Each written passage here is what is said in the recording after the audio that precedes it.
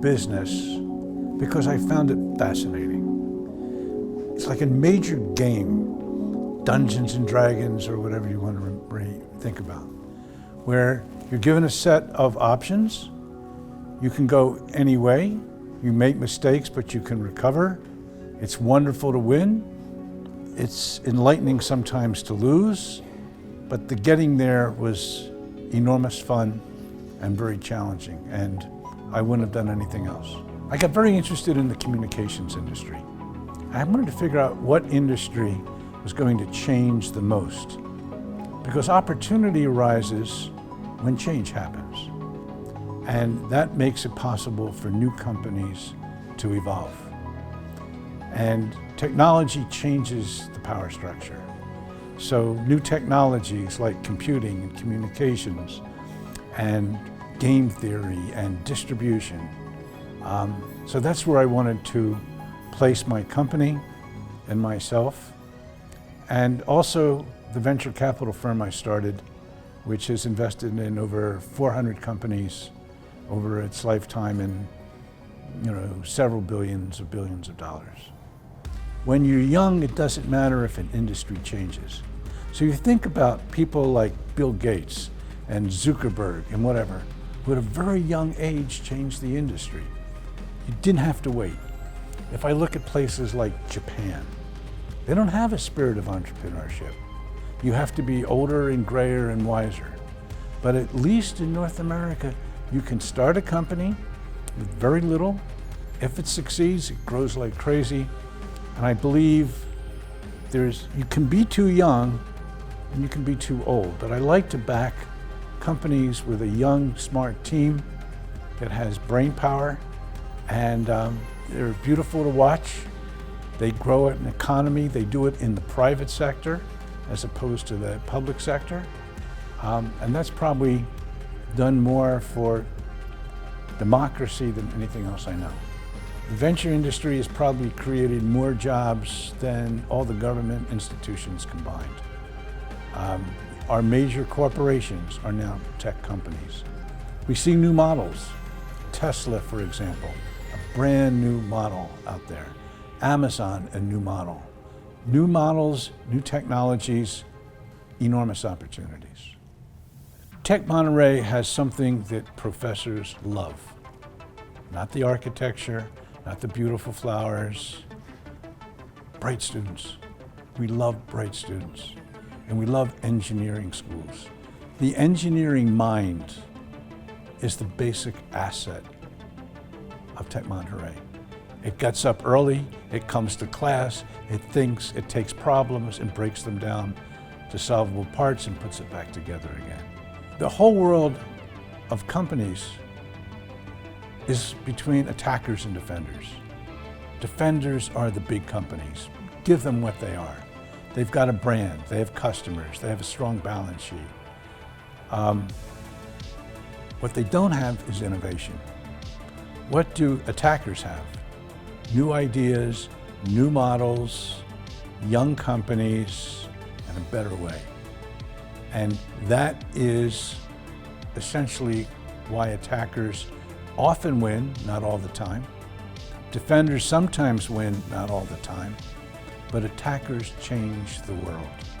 And that is what I see embryonic and what is going to happen at Tech Monterey. My job, as I see it, is to encourage those that are considering it, to help them miss rookie mistakes. You don't have to make every mistake. You'll make plenty on your own. But if there's a way to build a company, to see an opportunity, that becomes a real asset of a country. It becomes a generation of private sector. It creates wealth, if you would, for those that participate, and it becomes a self-fulfilling prophecy. Start one and others come out of it, and then what you have is something as marvelous to behold. It's an engine for growth, an engine for progress, an engine for democracy. When you're young, you don't have children, mortgages, car payments, and whatever. That is the time to take risks. Don't let anything get in your way. If you've got a good idea, go with it. If you can join a team that's doing things interesting. Some people are saying, I've got all these ideas for companies and products. Pick one or two. You can't do them all. Understand that pick the best one and why, and run with it. And if it starts to work, great. And if it starts to fail, kill it and start another one. You don't have to stay with it forever. Fail early, and then you have a chance. Because the students invest a lot more than money. They invest years of their lives. So it's important to pick the right one. Succeed the first time if you can, but there's no penalty if you don't succeed because you'll learn some valuable lessons. One time, IBM had a key employee who, at the time, lost $10 million, which was a lot of money back in those days. And he went to see Thomas Watson Sr., and he offered to resign. And Watson said, "You're not going to resign. I just paid $10 million for your education. You are now more valuable to me. We won't make that mistake again." The employee said, "Thank you, Mr. Watson," and went forth with vigor. And you don't punish people because they've made a mistake. You use that as an impetus that they will work harder on the next one. What entrepreneurs pretty much have to have is the ability to sell.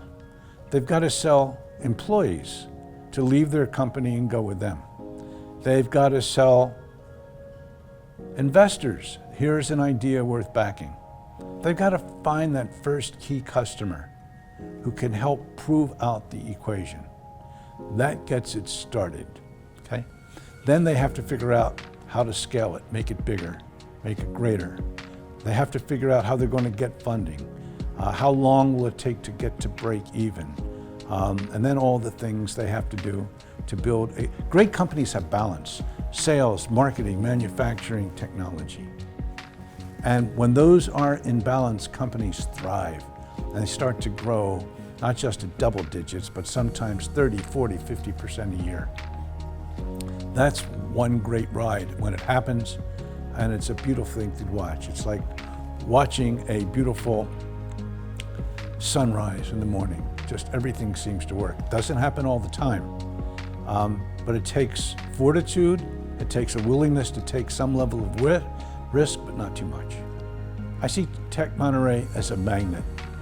Bright students, bright professors, opportunity, facilities, and put that together and you will see in 5 years some amazing results. You're on the right path. Continue. Go ahead. Keep doing this. The results will amaze and impress you. You are sitting on a literal goldmine of intelligence. The one real asset that an organization has is the collective intelligence and wisdom of its staff, of its students, of its faculty. Put those together, nothing should stand in your way. I'm Howard Anderson. I am a visiting professor.